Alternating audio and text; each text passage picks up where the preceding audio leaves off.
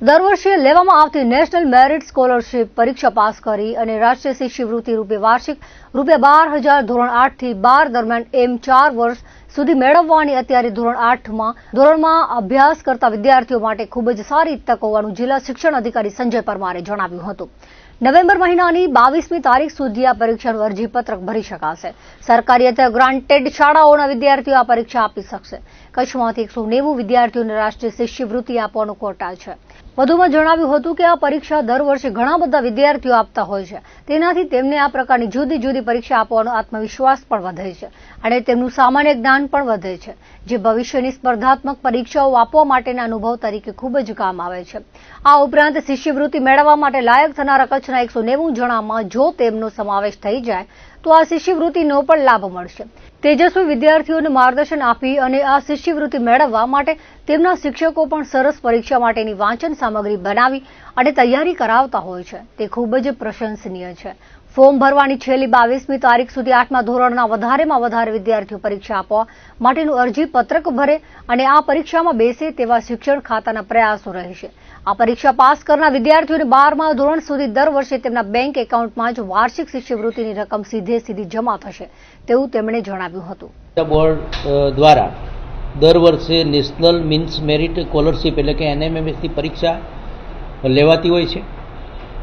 ખાસ કરીને આ વખતની આપણે વાત કરીએ તો નવેમ્બર માસના અંદર 22 તારીખ સુધી આ પરીક્ષાના આવેદનપત્રો ભરી શકાશે અને ધોરણ 8ના અંદર સરકારી શાળાના અંદર અથવા ગ્રાન્ટેડ શાળાના અંદર ભણતા વિદ્યાર્થીઓ એ આ પરીક્ષા આપી શકશે।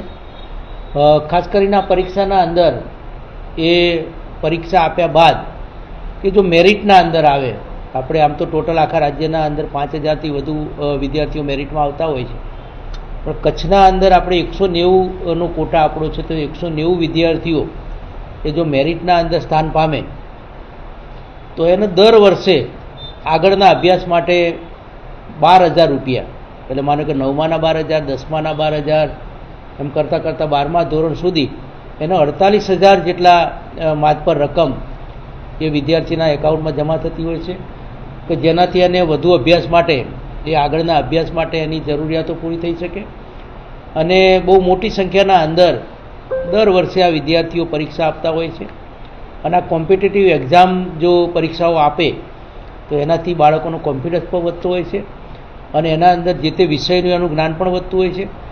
ખાસ કરીને અમારા શિક્ષક મિત્રો પણ આવા વિદ્યાર્થીઓને વિશેષ કોચિંગ આપી અને ખૂબ સુંદર મજાની તૈયારીઓ કરાવતા હોય છે। ઘણી બધી શાળાના શિક્ષકો પોતે જે આનું મટીરિયલ્સ પણ બનાવતા હોય છે અને ખૂબ સુંદર રીતે આપણે કચ્છના વિદ્યાર્થીઓ આ પરીક્ષા વધુમાં વધુ વિદ્યાર્થીઓ પરીક્ષા આપશે અને આપણા વિદ્યાર્થીઓ મેરિટમાં આવી અને પોતાનું પરફોર્મન્સ મુજબ એને સરકાર તરફથી એની શિષ્યવૃત્તિની રકમ દર વર્ષે એને મળશે। હજુ ફોર્મ ભરાવાનું આપણું હજુ 22 તારીખ સુધી છે, એટલે જેટલા વધુમાં વધુ ફોર્મ ભરાય એ માટેનો અમારો પ્રયાસ છે। એટલે અત્યારે ફોર્મ ભરાવાનું હજુ શરૂ થયું છે, એટલે એ પ્રક્રિયા આપણી ચાલશે અને 22 તારીખ સુધી મેક્ઝિમમ ધોરણ 8ના વિદ્યાર્થીઓ પરીક્ષા આપે એ રીતનું અમે અભિયાન કરીશું। એટલે 9થી 12ના અંદર જ્યાં અભ્યાસ કરે છે તે વિદ્યાર્થીઓને આપણે દર વર્ષે એ આપણે એનું વેરિફિકેશન કરાવી અને એમના એકાઉન્ટના અંદર આપણે દર વર્ષે ₹12,000ની એક વર્ષની રકમ આપણે જમા કરીએ છીએ।